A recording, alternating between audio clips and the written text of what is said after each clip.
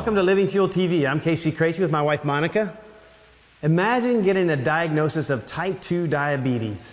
Doctor gives you this little pill and you go home and everything is fine, right? You know, we hear so much about diabetes nowadays. Can we talk real fast about what exactly is diabetes? How is it caused?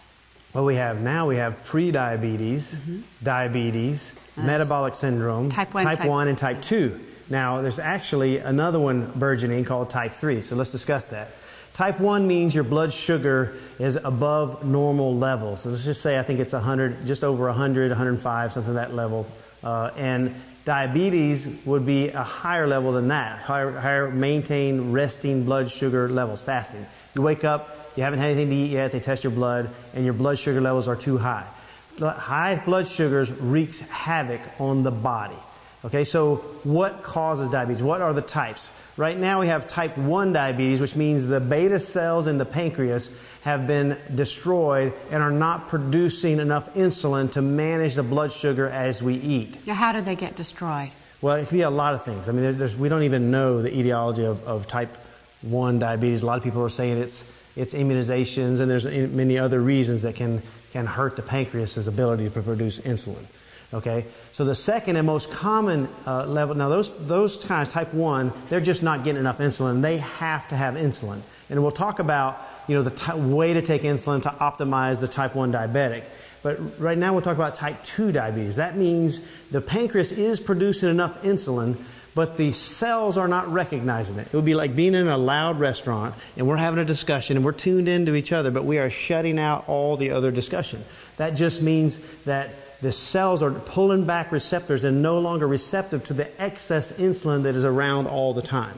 So many people end up taking more insulin to overcome that, so there's even more insulin in the body to get the cells, demand the cells to receive the insulin to manage the sugar.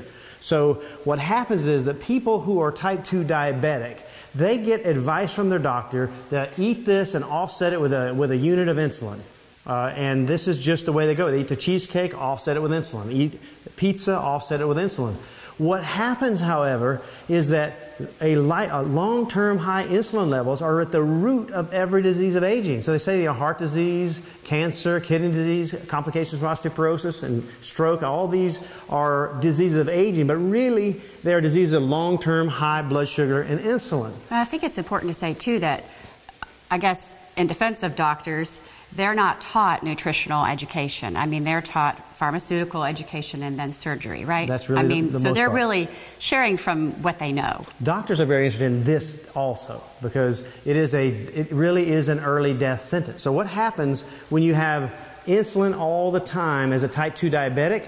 You can blow out the pancreas, the beta cells in the pancreas. So now you got type 1 and type 2, often talked to now, or described as type 3 diabetes. It is really a mess. Now, if any of you have seen people who have had diabetes for many years, they go blind, they have amputations of their feet and limbs, they have diabetic neuropathy, which means they can't really feel when they touch things with their hands or their feet. So it develops into a circulatory issue as well. It is a circulatory issue because high insulin, if you ever looked at where a diabetic takes insulin, that spot is hypercoagulation. So high insulin can cause coagulation, which can cause heart disease or heart attack and stroke, and it's really, really a long list. Okay, so let's talk about how food develops or what we eat either makes us diabetic or not diabetic. Okay, so now, 100 years ago, the average sugar intake is estimated to be about 5 pounds per year. Per person. Per person on the average. Mom would make an apple pie.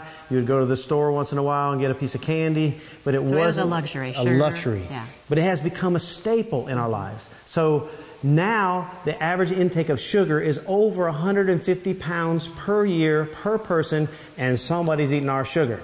So it is a big deal. Really now, 15% of most people's calories are coming from hidden calories and drinks and sweet drinks and coffee and that sort of thing. And you have eating breads and grains, and you vegetarians out there are swapping out the meat for grains.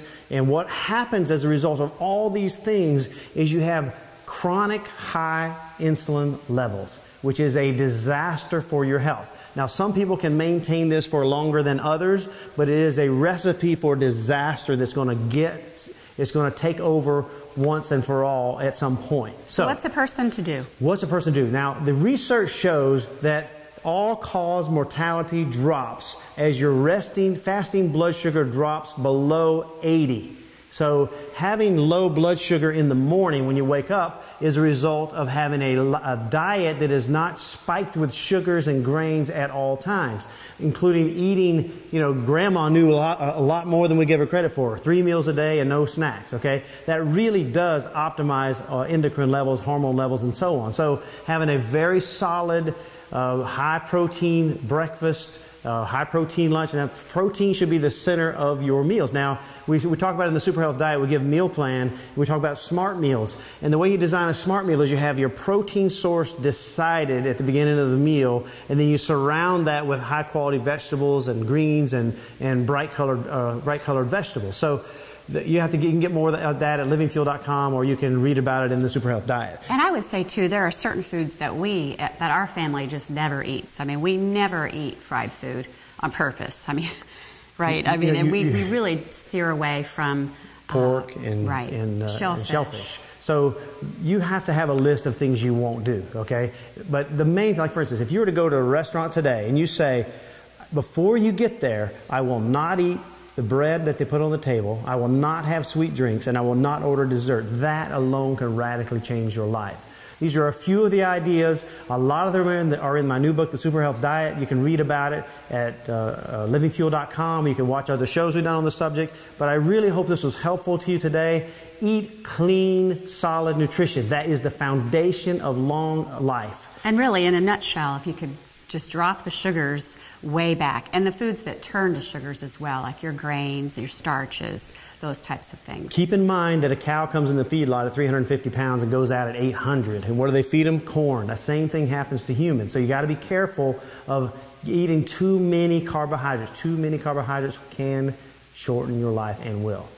So hopefully this was enjoyable to you. You got some good information. Go out and do it. God bless you and have a great day.